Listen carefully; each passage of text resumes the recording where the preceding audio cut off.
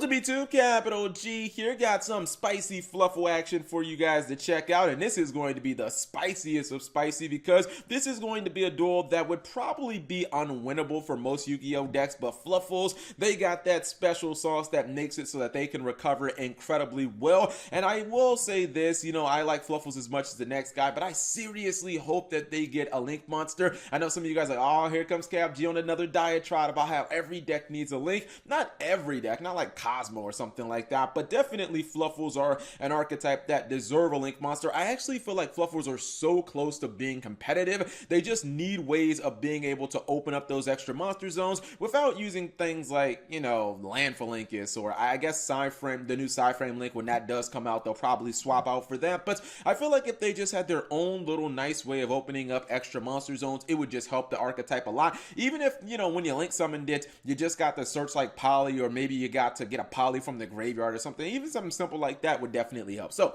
let's go ahead and roll this.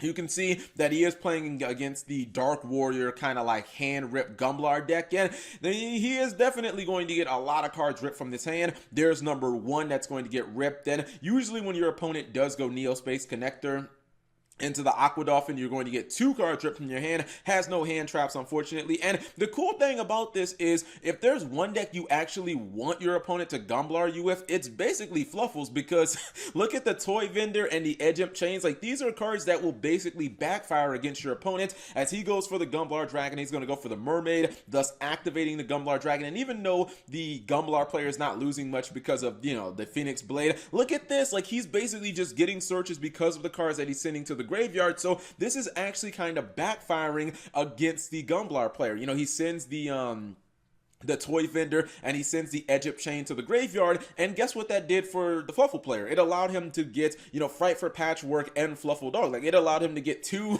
Stratos type cards. You know, Fright for Patchwork's even more insane because it adds 2 cards, and you can actually look at this, right? Just off the Toy Vendor, the Bear, and then the effect of the Wings in the graveyard. Look at this man's hand. Does this look like somebody who just had 4 cards ripped out of their hand, or does this look like somebody who's about to fucking OTK their opponent? Like, Fluffle is not a deck that you want to Gumblar, because if they have Toy Vendor or Edge Imp Chain, you are about to get fucked up. And he says, you know what, Cap?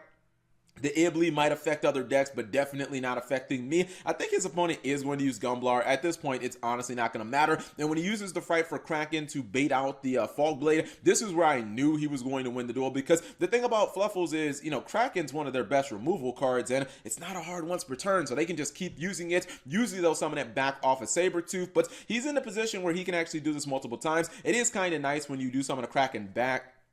You don't have to worry about that extra monster zone. Uses the Fright for Fusion to get another Kraken, and then he's going to go into Sabertooth number 2, and that is basically a wrap. And, you know, that is kind of unexpected. Like, you don't really, you don't expect the deck to be able to drop like 4 copy or 4, you know, level 8 fusion monsters after you've basically taken 5 cards out of their hand between Gumblar and Neospace and Aqua Dolphin. But, you know, sometimes those be the breaks in Yu-Gi-Oh! So let's pause for one quick second and look at Fluffles. Alright, so this is what the deck looks like on paper. Let's change to the ban list because it hasn't updated on Yu-Gi-Oh! Pro 2. You know what I noticed?